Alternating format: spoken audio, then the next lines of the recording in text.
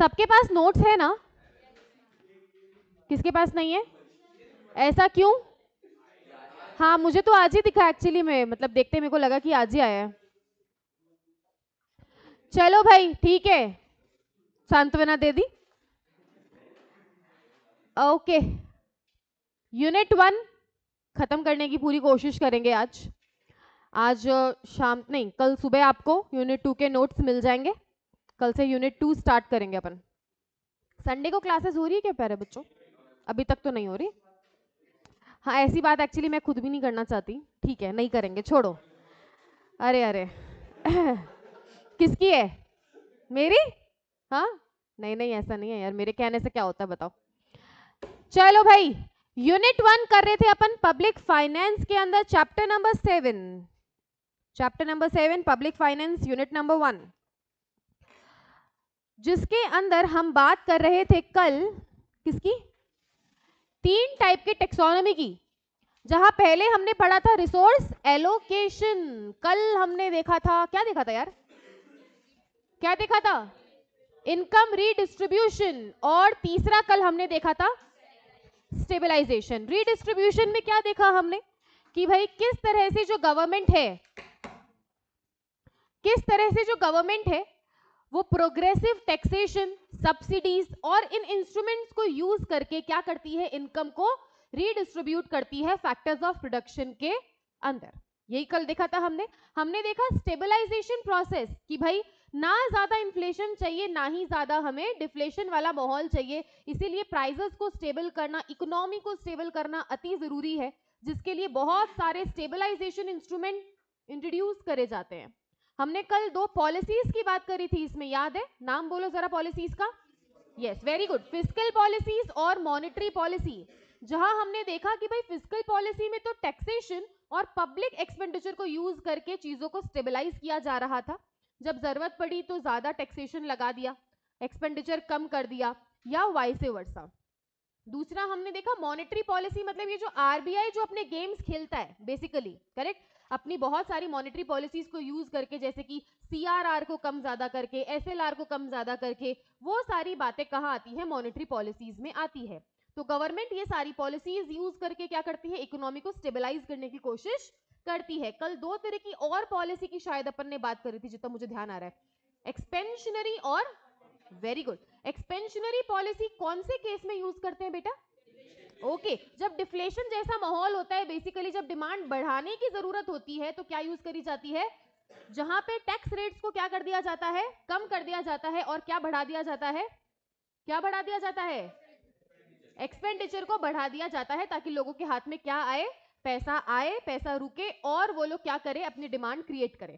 दूसरा vice versa opposite था, क्या? कॉन्ट्रैक्शनरी, जो यूज किया जाता है जनरली इन्फ्लेशन के केस में, जहां पर टैक्सेस को बढ़ा दिया जाता है, एक्सपेंडिचर को कम कर दिया जाता है, ताकि लोगों के हाथ में उतना पैसा ठहरे नहीं और जो डिमांड है वो स्टेबलाइज हो और इकोनॉमी भी इन्फ्लेशन से निकले, प्राइसेस थोड़ी सी कम आ जाए। बात समझ में आ रही है? यहां तक कल अपन ने कर लिया था, यहां तक कोई दिक्कत है क्या?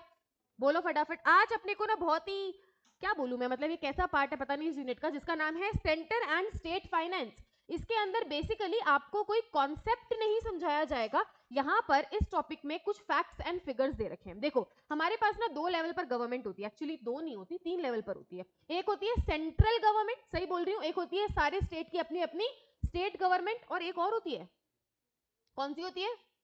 अरे लोकल गवर्नमेंट नहीं होती क्या यार? ओके, तो भाई 3 लेवल पर बेसिकली गवर्नमेंट होती है। अब ये तीनों लेवल पर जो गवर्नमेंट होती है ना बेटा, इनका आपस में भी सामंजस्य बना रहना जरूरी है। देखो स्टेट के पास अगर पैसे की कमी होगी तो पैसा कौन देगा? कौन देगा? सेंटर से ही लेंगे ना, और सेंटर भी पैसा कलेक्ट करता है, स्टेट भी पैसा कलेक्ट करता है, तो ये दोनों आपस में सामंजस्य कैसे बनाकर चलते हैं वो आपको स्टेट और सेंटर फाइनेंस के अंदर पता चलेगा। बात समझ में आ गई? क्योंकि देखो हो सकता है कि सेंटर पैसा कलेक्ट करे और स्टेट बोले कि यार अधिकार तो मेरा भी है, और स्टेट पैसा कलेक्ट करे और सेंटर बोले कि नहीं नहीं यूनियन गवर्नमेंट का भी क्या है, इस पर राइट है। तो बेसिकली यही सारी बातें यहाँ पर आपको बताई जाएगी कि ये दोनों कैसे आपस में सामंजस्य बनाकर चलते हैं। आगे चले, चलो। बहुत ही इजी सा ये टॉपिक है, इसमें कुछ कॉन्सेप्ट नहीं है, फैक्ट्स एंड फिगर्स ज्यादा है। देखो पहला यहाँ पर ना आपकी बुक में, मतलब आपके नोट्स में एक टर्म दिया हुआ है फिस्कल फेडरलिज्म। इसका मतलब क्या होता है? पहली बात तो ये एक ही आदमी अपने पास जो इंट्रोडक्शन कर रहा है सारे के सारे चैप्टर का, उसका नाम क्या है? हाँ, इसका नाम अगर इतनी बार आ रहा है इसका मतलब इसका नाम इंपॉर्टेंट है. ओके, सो रिचर्ड मस्ग्रेव, इसका मतलब क्या होता है? It refers to the division of governmental function and financial relation among the different levels of government. Different level का मतलब है वही सेम टू सेम आपका सेंटर और स्टेट. सेंटर और स्टेट के बीच में गवर्नमेंटल फंक्शन कैसे डिवाइड होंगे, इसका मतलब क्या चीज की देखरेख तो सेंटर करेगा और किन चीजों की देखरेख स्टेट करेगा, इस बात का डिवीजन और उनके बीच में जो रिश्ते हैं बेसिकली उसको मेंटेन करके चलना, ये सारी चीजें कौन इंश्योर करता है? इस बात को क्या बोला जाता है? फिस्कल फेडरलिज्म बोला जाता है.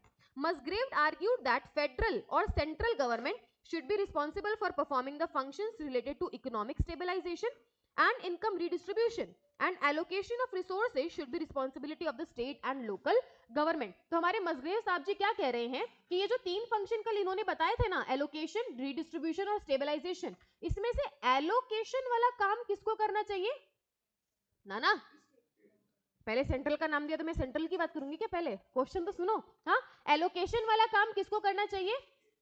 स्टेट गवर्नमेंट को करना चाहिए, क्योंकि वो लोगों के ज्यादा पास है, ज्यादा करीब है. ठीक है. और जो इनकम रीडिस्ट्रीब्यूशन और स्टेबलाइजेशन का काम है, क्योंकि वो पूरी इकोनॉमी में ओवरऑल होता है, इसीलिए वो किसको करना चाहिए? सेंटर को करना चाहिए. ये मसग्रेव बोलता है. उसके बाद आपका कॉन्स्टिट्यूशन क्या बोलता है? The Constitution of India has provided for the division of powers between the central and the state government. हमारे संविधान में बहुत क्लियरली बताया गया है कि क्या काम सेंटर को करना है, क्या काम स्टेट को करना है. आर्टिकल 246 ऑफ द कॉन्स्टिट्यूशन, ये आप आर्टिकल हाईलाइट कर लो भाई.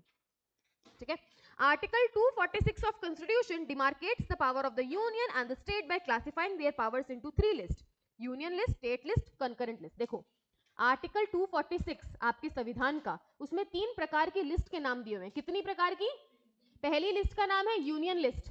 उसमें क्लियरली बताया हुआ है कि सेंट्रल गवर्नमेंट क्या क्या काम करेगी. देखो, it contains the item on which union parliament alone can legislate, कि भाई जो भी एक्ट बनेंगे वो सिर्फ कौन बनाएगा? समझो कि किसी एक्ट का कोई नाम है, इस पर अगर कोई भी रूल बनेगा तो वो सिर्फ कौन बना सकता है? सेंटर. ये बातें कहाँ लिखी हुई है? यूनियन लिस्ट के अंदर. ठीक है. दूसरी नाम दिया गया स्टेट लिस्ट. इसमें उन बातों का नाम लिखा हुआ है जिस पर सिर्फ रूल्स कौन बना सकता है? बोलो. स्टेट बना सकता है. Has items on which state legislative assembly alone can legislate. Legislate का मतलब होता है रूल मेकिंग. ठीक है. लेजिस्लेट का मतलब क्या होता है? Rule making. और तीसरी लिस्ट है कॉन्करेंट लिस्ट, जिसके अंदर वो आइटम्स है जिस पर पार्लियामेंट, इसका मतलब है सेंट्रल गवर्नमेंट, और एलए इसका मतलब है लेजिस्लेटिव असेंबली. ओके, सो कॉन्करेंट लिस्ट वो लिस्ट है बेटा जिसके अंदर वो आइटम्स लिखे हुए हैं जिस पर आपकी सेंट्रल और स्टेट दोनों मिलकर क्या बनाएगी? रूल्स बनाएगी. एक बार मेरे साथ रिपीट करोगे, कौन से आर्टिकल में लिखा हुआ है? 246. कितनी लिस्ट के नाम दिए हुए हैं? यूनियन लिस्ट में क्या बताया गया है कि कौन सी चीजों पर सिर्फ सेंट्रल रूल बनाएगी. स्टेट में क्या लिखा हुआ है? कौन सी चीजों पर सिर्फ स्टेट रूल बनाएगी. और कॉन्करेंट में क्या लिखा हुआ है? कौन सी चीजों पर ये दोनों मिलकर रूल बनाएंगे. देखो यहाँ पे पार्लियामेंट और एलए शब्द का इस्तेमाल किया गया है, आप कंफ्यूज मत होना. पार्लियामेंट का मतलब सेंट्रल है, एलए का मतलब स्टेट है. ठीक है, खाली नाम बदलाव है. उसके बाद in the event of conflicting, अगर बाय द वे किसी लॉ पर झगड़ा हो गया दोनों के बीच में, तो किसकी मानी जाएगी? 100% सेंट्रल की ही मानी जाएगी. अगर कॉन्करेंट लिस्ट के अंदर किसी बात पर दोनों का क्या हो गया? झगड़ा हो गया, तो the law passed by centre will prevail. Okay. उसके बाद taxes are levied by centre and state. ये बताने की जरूरत है क्या मुझे? हाँ, सेंटर और स्टेट दोनों ही क्या लेवी करते हैं? टैक्सेस लेवी करते हैं. The central government has greater revenue raising power. अपने सबको पता है यार, ज्यादा टैक्सेशन रेजिंग पावर किसके पास है? सेंट्रल के पास. आपकी नोट्स में जितनी भी लैंग्वेज है ना, सब आसान लैंग्वेज है, एकदम अंडरस्टैंडेबल है, तो बहुत इजीली अगर आप पढ़ोगे ना खुद भी तो भी आपको मोस्टली समझ में आ जाएगा. The union government can levy taxes. अब देख लो भाई, यूनियन सरकार, यूनियन, सेंट्रल, फेडरल, ये सब एक ही, अपने जो केंद्र सरकार है ना उसके लिए शब्द यूज करे जाते हैं, यूनियन भी, फेडरल भी, सेंट्रल भी. ठीक है. ओके, तो जो यूनियन गवर्नमेंट है वो टैक्सेस लेवी कर सकती है, जैसे कि टैक्स ऑन इनकम, आपका इनकम टैक्स. एग्रीकल्चरल इनकम पर कभी भी सेंट्रल गवर्नमेंट टैक्स चार्ज नहीं करती, वो स्टेट का राइट होता है. Okay. Customs, export duties, excise duties, corporation tax, tax on capital value asset excluding agricultural land, terminal taxes, security transaction tax, central GST, union excise taxes other than the stamp duty. तो यहाँ पर हजारों आपको यहाँ पे example दिए हुए हैं बेसिकली कि किन किन इनकम्स पर, किन किन चीजों पर सेंट्रल गवर्नमेंट क्या चार्ज कर सकती है? टैक्स चार्ज कर सकती है. In the same way state government किस किस पर टैक्स चार्ज कर सकती है, जैसे कि agricultural income, land, building, mineral rights, electricity, vehicles, tolls, professions. It can collect the land revenue and impose excise duties on certain item. Basically यहाँ पर बोला गया है कुछ चीजों पर कौन टैक्स कलेक्ट करता है, सेंट्रल गवर्नमेंट, और कुछ पर कौन करता है, state government. The property of union, देखो यार ये लाइन समझना, the property of union is exempt from state taxation and the property of state are not liable to be taxed by the. कितनी नॉर्मल सी बात है यार, जिस चीज पर स्टेट टैक्स चार्ज करेगी उस पर सेंटर नहीं कर सकता, जिस पर सेंटर करेगा उस पर स्टेट नहीं कर सकता. यार लोग पागल है क्या, डबल डबल टैक्स देंगे दो सरकार को. उसके बाद यहाँ पर आपके पास बहुत अच्छा एमसीक्यू लेवल पर क्वेश्चंस आ सकते हैं. इस पे से एक टेबल दी हुई है, इसमें लिखा हुआ है कि आर्टिकल 268 से 281 तक of the constitution there are specific provision in respect of distribution of the finances among the state. आपके जो ये आर्टिकल्स है ना 268 से लेके 281 तक, बेसिकली इसमें क्या बताया गया है, कौन सा टैक्स कौन कलेक्ट करेगा और कौन रेज करेगा.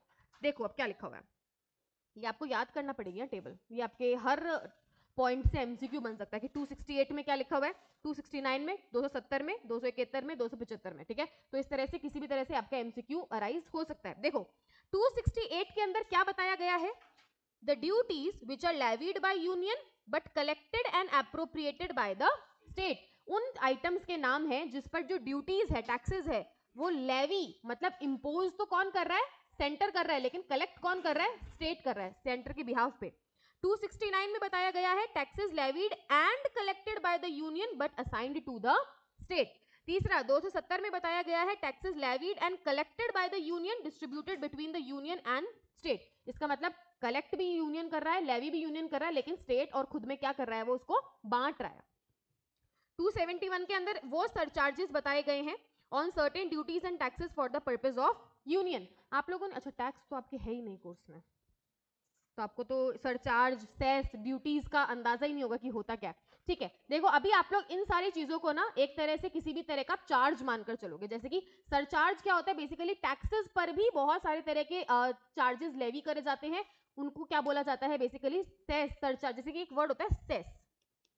सेस पता क्या होता है, समझो इनकम टैक्स है, इसी इंसान ने अगर 5 करोड़ की इनकम कमाई, उस पर क्या लग रहा है, इनकम टैक्स लग रहा है, जो भी सरकार की रेट्स है, 30% का स्लैब है, 25% का, 20% का, उसके हिसाब से. ठीक है, एक उसको एक्स्ट्रा पे करना पड़ेगा एजुकेशन सेस.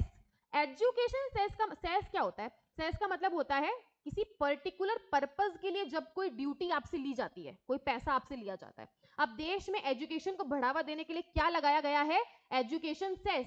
इसका मतलब आप अपनी इनकम पर जो इनकम टैक्स दोगे वो तो दोगे ही, प्लस 1% या 2% क्या देना पड़ेगा आपको, एजुकेशन सेस देना पड़ेगा. ठीक है, इसका मतलब वो ड्यूटी जो सिर्फ एजुकेशन पर्पस के लिए आपसे कलेक्ट करी जा रही है. तो इस तरह की बहुत सारे सरचार्ज और ड्यूटीज होते हैं जो कि यहाँ पर दिए हुए हैं. 275 के अंदर ग्रांट्स की बात करी है, 282 के अंदर grants for any public purpose की बात करी है, और 293 में loans for any public purpose की बात करी गई है. बेसिकली यहाँ पर सिर्फ इतना बताया गया है कि इन आर्टिकल्स में किस किस चीजों की बातें करी गई है.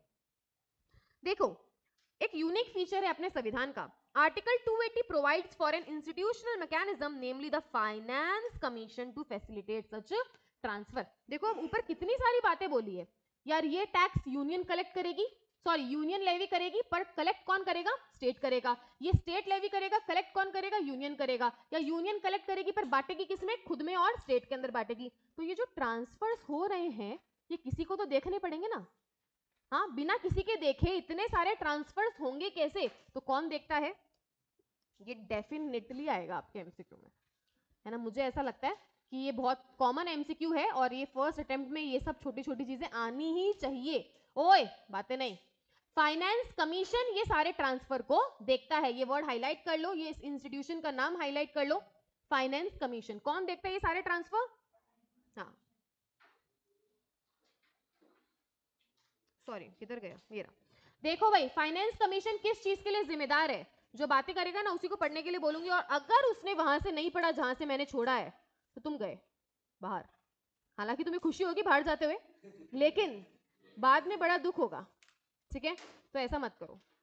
ओके देखो भाई, ये फाइनेंस कमीशन किस चीज के लिए जिम्मेदार है, it is responsible for evaluating the state of finance of union and state government. देखो यार यूनियन के पैसे का क्या स्थिति है, स्टेट्स के पैसों का क्या स्थिति है, आपस में इन दोनों के पैसों में ट्रांसफर करना या फिर इन दोनों के पैसों को आपस में शेयर करवाना, सजेशन देना कि भाई सेंटर साहब आपको इस स्टेट को पैसा देना चाहिए, आपको इसको नहीं देना चाहिए, ये जितना भी इंटर ट्रांसफर वाला काम है ना, ये सब कौन देखता है? फाइनेंस कमीशन देखता है। ये यहाँ पे बोला हुआ है, recommending the share of taxes, laying down the principles, determining the distribution of taxes etcetera etcetera. उसके बाद अभी फाइनेंस कमीशन के कुछ और भी रोल्स दिए हुए हैं। ये जो चार ऊपर बातें बताई गई ना, इन्हीं चारों को एक्सप्लेन किया गया, जल्दी से पढ़ दो। पढ़। क्या है? अरे तेरे, अब मेरे को तो नहीं लगा तेरी शक्ल से, तेरे को पता है मेरी कितनी खराब है, मेरे को फिर भी मैं पढ़ रही हूँ ना। पढ़। अरे पढ़ो पढ़ो, मैं साथ दूंगी ना तुम्हारा, तुम थोड़ा सा पढ़, फिर मैं रीड करूंगी आगे का। अरे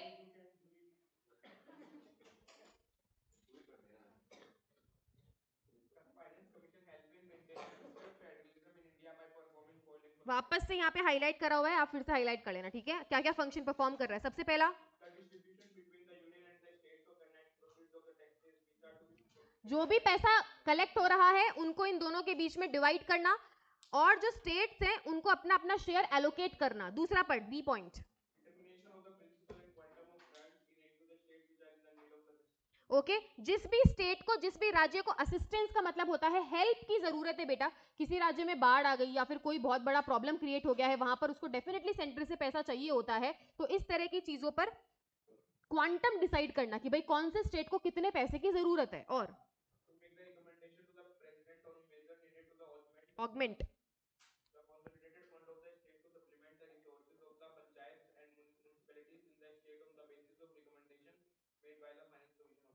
ऑगमेंट का मतलब होता है सपोर्ट करना, इसका मतलब प्रेसिडेंट को रिकमेंड करना, सजेशन देना, और ये बताना कि भाई कौन सी पंचायत को, कौन सी म्युनिसिपैलिटीज को किस तरह से, कौन से फंड में से कितने पैसे की रिक्वायरमेंट है, किसको कितना पैसा देना है।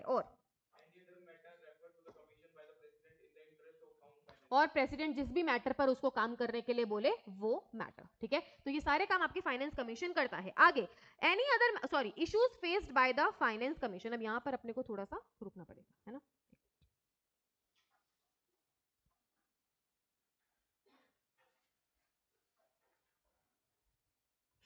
देखो, दो शब्द यहाँ पर इंट्रोड्यूस करे गए हैं, इसको ये नॉर्मल भाषा में भी लिख सकते थे, पर यहाँ पर आपके लिए टर्मिनोलॉजी इंट्रोड्यूस करी गई है। एक होता है वर्टिकल इक्विटी और एक होता है हॉरिजॉन्टल इक्विटी। देखो ये क्या होता है, दो प्रॉब्लम सबसे ज्यादा फेस करता है फाइनेंस कमीशन, एक वर्टिकल इक्विटी की प्रॉब्लम और एक हॉरिजॉन्टल इक्विटी की प्रॉब्लम। वर्टिकल इक्विटी क्या होता है? पढ़ो, deciding about share of all states in the revenue collected by the centre. इसका मतलब बताती हूँ, देखो समझो, 100 रुपए कलेक्ट करे किसने? सेंटर ने। ओके, तो 100 रुपए में से सारे स्टेट्स को कितना एलोकेट किया जाएगा, इस बात को क्या बोला जाता है? वर्टिकल इक्विटी बोला जाता है। मान लो कि भाई फाइनेंस कमीशन ने और प्रेसिडेंट ने सबने मिलकर डिसाइड किया कि जो 100 रुपए कलेक्ट होंगे या जितने भी रुपए कलेक्ट होंगे उसमें से 40% किसको बांटा जाएगा? स्टेट्स को। ये नहीं पता कौन से स्टेट को, अभी ये नहीं पता, सिर्फ क्या डिसाइड किया है? 100 में से कितना सारे राज्यों को बांटा जाएगा। समझ में आ रहा है ना मैं क्या बोल रही हूँ? तो डिसाइड कर लिया गया कि 40%, इसका मतलब 40 रुपीज किस में डिस्ट्रीब्यूट करे जाएंगे? स्टेट्स में डिस्ट्रीब्यूट करे जाएंगे। ये तो हो गया आपका वर्टिकल इक्विटी। हॉरिजॉन्टल इक्विटी का मतलब है allocation among states their share of central revenue.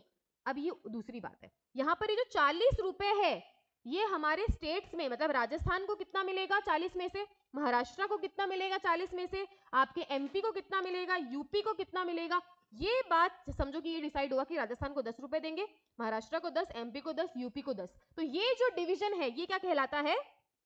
Horizontal equity. बात समझ में आ गई क्या? दोनों क्या है? वर्टिकल इक्विटी में क्या आ रहा है? टोटल में से सारे स्टेट्स को मिला के कितना दिया जाएगा, और हॉरिजॉन्टल में क्या आ रहा है? वो जो ऊपर डिसाइड किया ना 40 रुपए, वो किसको कितने कितने दिए जाएंगे। ये क्या है? आपका हॉरिजॉन्टल इक्विटी है। और यही सबसे बड़ी प्रॉब्लम है जो फाइनेंस कमीशन फेस करता है। काम तो उसको यही करना है, बट ये बहुत बड़ा प्रॉब्लम है कि यार 40 में से अब मैं किसको कितना पैसा दूं, ठीक है? तो उसके लिए उसको बहुत सारी चीजें कंसिडर करनी पड़ती है बेसिकली। तो ये दोनों आपके लिए कुछ नया टर्मिनोलॉजी है यहाँ पर, वर्टिकल इक्विटी और हॉरिजॉन्टल इक्विटी। क्या क्लियर है हमको? कोई भी दिक्कत है? आगे चल सकते हैं, चलो। The 15th Finance Commission was constituted on the 27 नवंबर 2017। ये डेट्स बड़ी बकवास है पर हमें याद करनी पड़ेगी। देखो अभी फिलहाल क्या चल रहा है मैं तुम्हें बताती हूँ. The commission recommended the share of state in the central taxes vertical वाला फॉर द 2021 से 26 टू बी 41%. जो करंट आपका वर्टिकल इक्विटी चल रहा है वो कितना है? कितना है? मतलब 100 में से 41% किसको दिया जाएगा? स्टेट्स को दिया जाएगा. पिछली मतलब इससे पहले वाले 5 इयर्स के अंदर 15 से 20 वाले जो सत्र था उसके अंदर 42% शेयर था. इस बार 1% क्या कर दिया गया है? कम कर दिया गया. ठीक है, देखो क्यों किया है?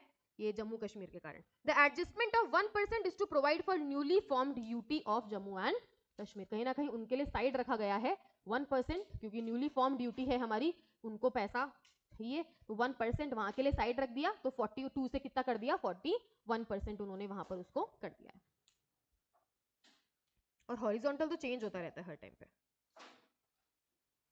ओके, तो मैम ये जो बात करी गई है ना यहाँ पर हॉरिजॉन्टल इक्विटी, अब ये 41 रुपीज के अंदर से कौन से स्टेट को कितना मिलेगा ये कैसे डिसाइड किया जाएगा भाई?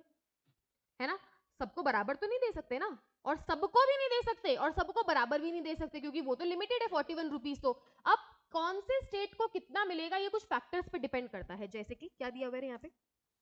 पहला फैक्टर दिया हुआ है इनकम डिस्टेंसिंग. ये इनकम डिस्टेंसिंग क्या होता है? किसी को पता है इनकम डिस्टेंसिंग क्या होता है? ये सब कुछ नया है एक्चुअली, है ना. देखो इनकम डिस्टेंसिंग में बताती हूँ क्या होता है. ये डिस्टेंस को पढ़ो तुम, डिफरेंस क्या पढ़ो? अब पढ़ो क्या लिखा हुआ है. इनकम डिस्टेंसिंग का मतलब है difference of states income from the state with the highest income. देखो इसका मतलब है, समझो पूरे देश में सबसे ज्यादा इनकम कलेक्शन होता है महाराष्ट्र का. किसका होता है? एग्जाम्पल ले रही हूँ. ओके, समझो कि किसका होता है? महाराष्ट्र का. महाराष्ट्र 200 रुपए कमाता है. कितने कमाता है? 200 रुपए कमाता है. और राजस्थान 100 रुपए कमाता है, ऐसा मैंने मान लिया. एमपी 50 कमाता है, और आपका जो यूपी है वो कितना कमाता है?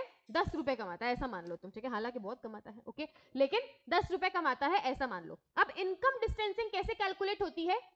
राजस्थान की इनकम डिस्टेंसिंग होगी, सबसे ज्यादा कौन कमा रहा है? महाराष्ट्र. उसको बेस लेते हैं 200 रुपए, 200 माइनस 100, ये इसकी इनकम डिस्टेंसिंग हो गई. ठीक है, इसका मतलब यार कौन सा राज्य सबसे पीछे, समझ में आएगा ना इससे कि सबसे हाईएस्ट कौन कमा रहा है और ये जो कमा रहा है उसके बीच का फर्क क्या है. जिसका फर्क सबसे ज्यादा होगा उसको पैसा सबसे ज्यादा बेसिकली दिया जाएगा, क्योंकि उसको जरूरत है. बाकी स्टेट्स तो अपने आप में भी ज्यादा कमा रहे हैं. बाकी समझ में आ रहा है तुम्हें क्या बोल रही हूँ? अब अगर इसका निकालोगे तो कैसे निकालोगे? 200 माइनस 50. इसका कैसे निकालोगे? 200 माइनस, ये डिस्टेंस है इनकम का. हाईएस्ट अर्निंग स्टेट से आपके स्टेट की जो इनकम है उसका डिस्टेंस क्या है, उसको ध्यान में रखकर क्या किया जाता है? हॉरिजॉन्टल इक्विटी डिस्ट्रीब्यूशन किया जाता है. और एरिया देखा जाता है स्टेट का, पॉपुलेशन देखी जाती है स्टेट की, डेमोग्राफिक परफॉर्मेंस देखा जाता है, इकोलॉजी देखी जाती है, टैक्सेशन और फिस्कल एफर्ट्स वगैरह देखे जाते हैं. ये सारे फैक्टर्स आपके देखे जाते हैं. उसके बाद स्टेट्स में पैसा बांटा जाता है. जिसको जरूरत ज्यादा है उसको ज्यादा दिया जाएगा. अब लास्ट टॉपिक जो यहाँ पर आता है वो है आपका जीएसटी. तो जीएसटी के बारे में, तुम तो फाउंडेशन वाले बच्चों, तुम्हें जीएसटी के बारे में भी नहीं पता होगा, है ना? थोड़ा थोड़ा पता है. नहीं नहीं, अरे यार टैक्सेशन तुमने अंदर से तो नहीं पढ़ा ना, लेकिन फिर भी क्योंकि GST is a very very very very common topic, इसीलिए जीएसटी के बारे में कहीं ना कहीं आपको आइडिया होगा. बताओ क्या होता है? फुल फॉर्म मत बोलना खाली, ठीक है? हाँ, तुम्हारा पता है मुझे तुम्हारे दिमाग में क्या चलता है. Okay, goods and service tax क्या होता है बेटा?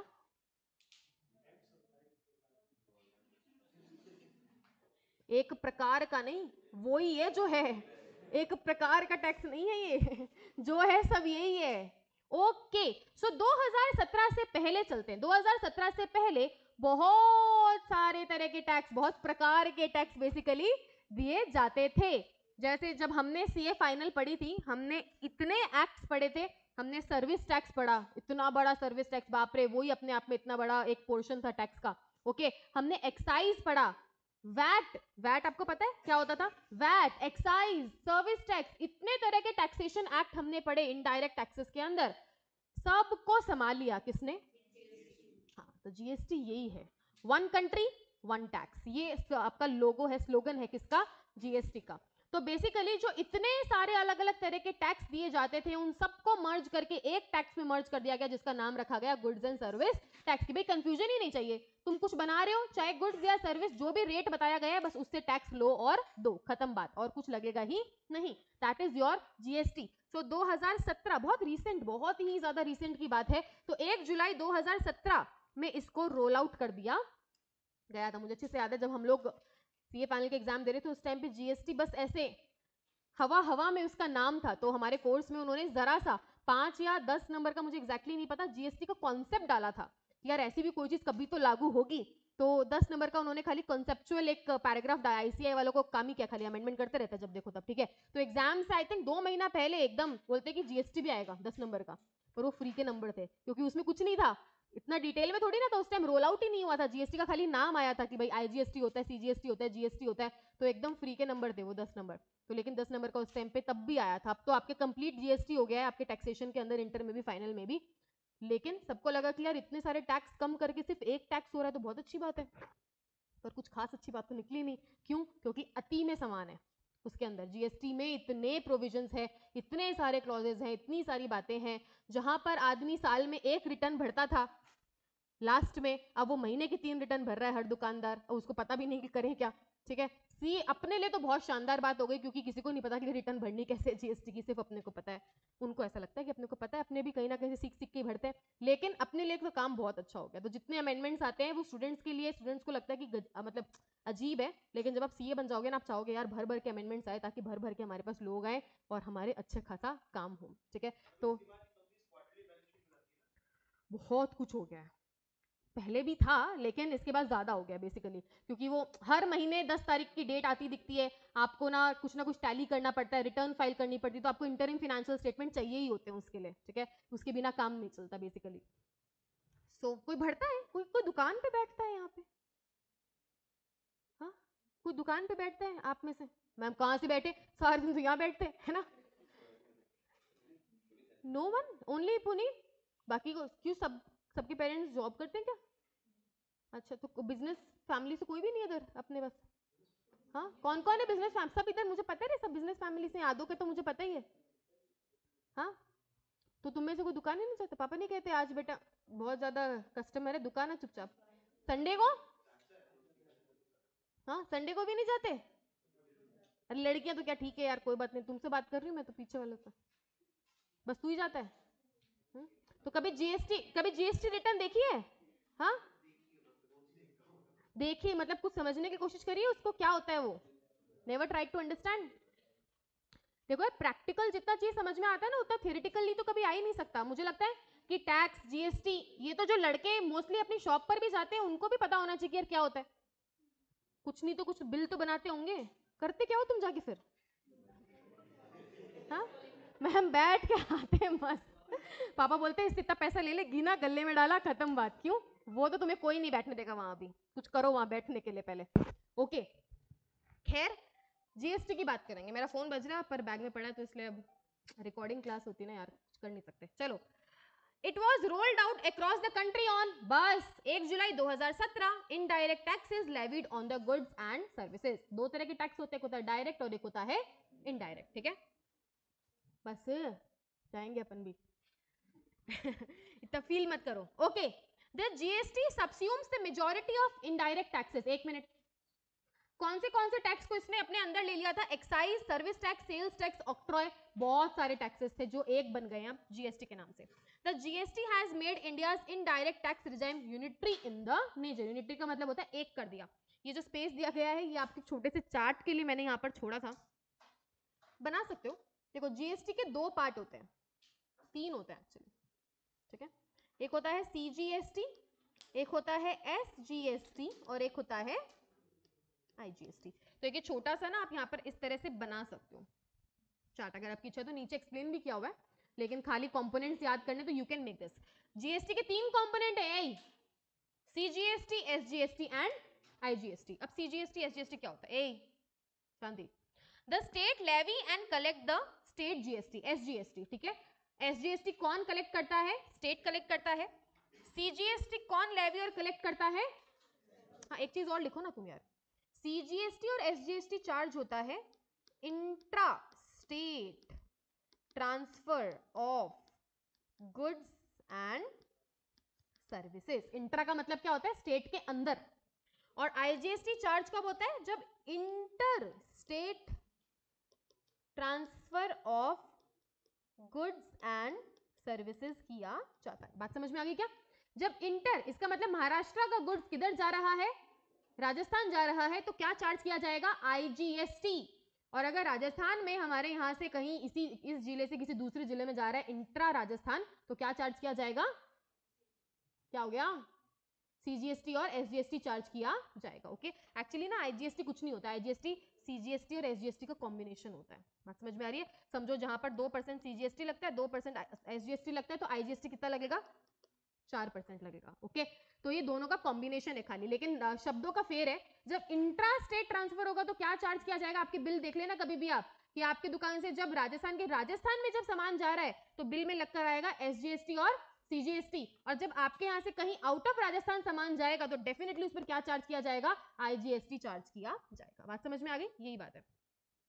Centre levies and collect the CGST and in the IGST is applied on interstate movement of goods and services, और export import पर भी IGST लगता है। IGST is simply a combination of SGST and CGST administered and collected by the union government, kept in a separate account, distributed between the union and state. अब definitely IGST collect कौन करता है? Central government करती है ना। दो state के बीच का मामला हो गया तो दोनों झगड़ा नहीं करे, इसलिए कलेक्ट कौन करता है? लेकिन बांटा तो दोनों स्टेट में भी जाएगा, वो छोड़ थोड़ी ना देंगे। उनके स्टेट से सामान गया, एक के में आया तो वो पैसा थोड़ी ना छोड़ देंगे, तो वो डिस्ट्रीब्यूट कर देती है, लेकिन कलेक्ट पहले करती कौन है? सेंट्रल करती है। बहुत बहुत इंटरेस्टिंग है आपका टैक्सेशन, पढ़ने में एग्जाम पॉइंट ऑफ व्यू से खतरनाक है। ओके, लॉज ऑन जीएसटी पढ़ो रे, बहुत इजी इजी लॉ है। कौन पढ़ेगा?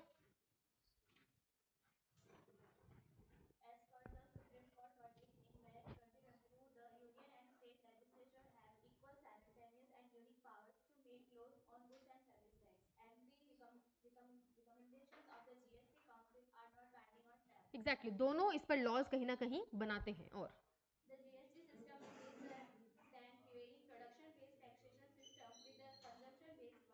देखो बेसिकली क्या होता है, पहले ना एक टैक्स लगाया जाता था, समझो एक्साइज। ओके, जहां पर मैन्युफैक्चरिंग हो रही है गुड्स की, जहां पर प्रोडक्शन हो रहा है, वहां पर टैक्सेशन लगना स्टार्ट होता था। अब उल्टा कर दिया, जहां पर गुड्स कंज्यूम हो रहे हैं ना, जहां फाइनली जा रहे हैं या सर्विस कंज्यूम हो रही है, वहां से क्या लगता है? टैक्स लगता है। तो प्रोडक्शन से क्या बेस हो गया इसका? कंजम्पशन बेसिस हो गया। और अब सोचो खुद तुम, पहले समझो राजस्थान में गुड्स बन रहे थे तो टैक्स कौन चार्ज करता था? राजस्थान की सरकार। अब राजस्थान में बन रहे हैं लेकिन जा रहे महाराष्ट्र में, तो टैक्स मिल कहां रहा है? हाँ, तो फिर जो मैन्युफैक्चरिंग स्टेट है उसको क्या होता है? इससे रेवेन्यू लॉस होता है, लेकिन उसको कंपेंसेट किया जाएगा। इसीलिए it was decided to provide compensation to the state for loss of revenue arising on the account of implementation of GST for the period of 5 years। इसलिए स्टार्टिंग के 5 साल, 17 में ये लागू हुआ था, अब 5 साल काउंट कर लो। स्टार्टिंग के 5 साल मैन्युफैक्चरिंग स्टेट्स को बेसिकली क्या दिया गया था? कंपेंसेशन दिया गया था। जहां पर बहुत ज्यादा मैन्युफैक्चरिंग होती थी यार, वो स्टेट तो दुखी हो गए जीएसटी लगने से, बोले सारा टैक्स हमारा था, सब चला गया कहीं और पे। इसीलिए स्टार्टिंग के 5 साल जीएसटी लागू होने के कारण जो उनको नुकसान हुआ है, उनकी उसको भरपाई दी गई थी। और इसके अंदर, अच्छा नीचे बहुत बाद में हो, ठीक है बाद में बताऊंगी। For providing compensation to state, a cess is levied on some luxury goods and demerit goods and proceeds are credit to the compensation fund. Entries आती है क्या सबको? डेबिट क्रेडिट क्या होता है? गोल्डन रूल्स पता है? मैम पूछना मत, बस पता तो है मन ही मन में कहीं। ओके, तुम्हें पता है?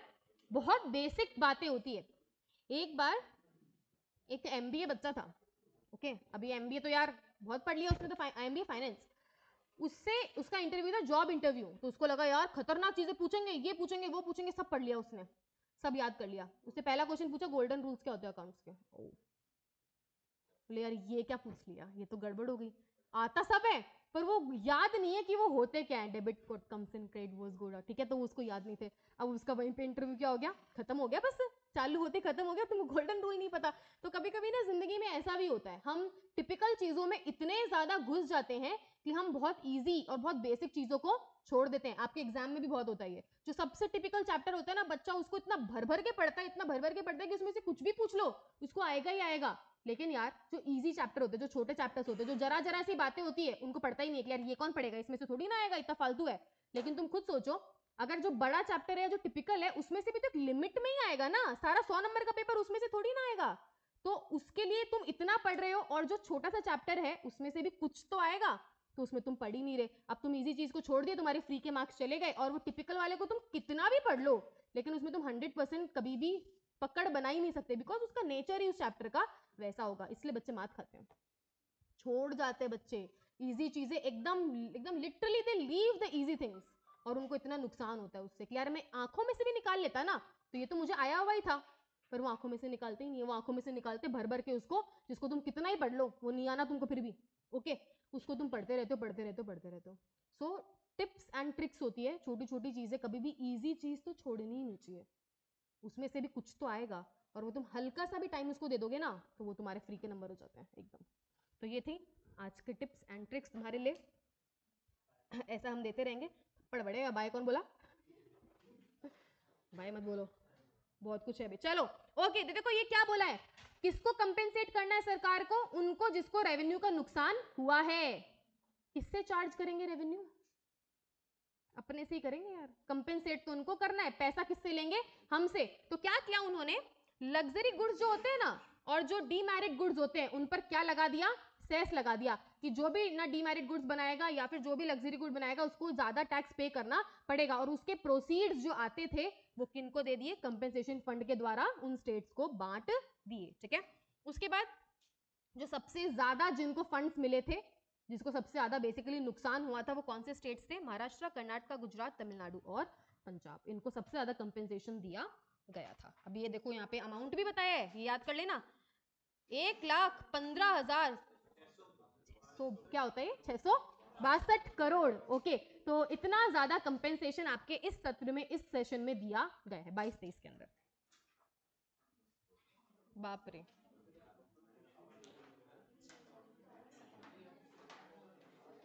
अरे अरे क्या कर रहे हो, थोड़ा सा है लास्ट पेज, पीछे देख तो सही। इसके लिए इस्तेमाल ना करना इसको। यार तुम ना ये नोट्स के लिए ना एक वो फोल्डर आता है ना बेटा, परचेज कर लो, और भी तो इतना चीजें परचेज करते हो, और उसमें ये लगाते जाओ, नहीं तो ये खो जाएंगे तुमसे डेफिनेटली, और फिर तुम पढ़ते बैठे ना वो मॉड्यूल जो कभी नहीं पढ़ी जाएगी। मुझे बता रहे क्या बात कर रहा है, क्या बात कर रहा है? डिस्टर्ब तो यही करे ना तुझे, तू थोड़ी ना कर रहा है इसको, है ना?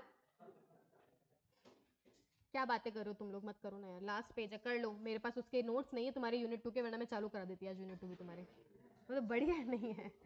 तो डोंट वरी, मैं स्टार्ट तो करा दूंगी यहाँ से, हल्का सा मॉड्यूल डाउनलोड करके फिर अपन नोट्स आपको मैं कल प्रोवाइड कर दूंगी। हम तो बोले हम धरना दे देंगे, पहले हमें नोट्स चाहिए फिर ही हम तो पढ़ेंगे, क्यों?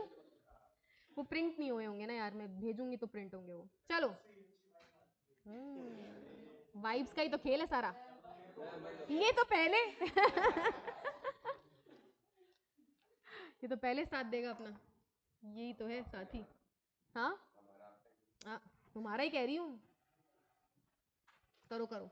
चलो लास्ट का छोटा सा पोर्शन है, क्या लिखा हुआ है देखो, the central government is entrusted with the responsibilities of provision of nationally important areas. सबको पता है यार, जो देश के लिए सबसे इंपॉर्टेंट एरियाज है उनकी जिम्मेदारी किसकी है? सेंट्रल गवर्नमेंट की, मोदी जी की है बेसिकली।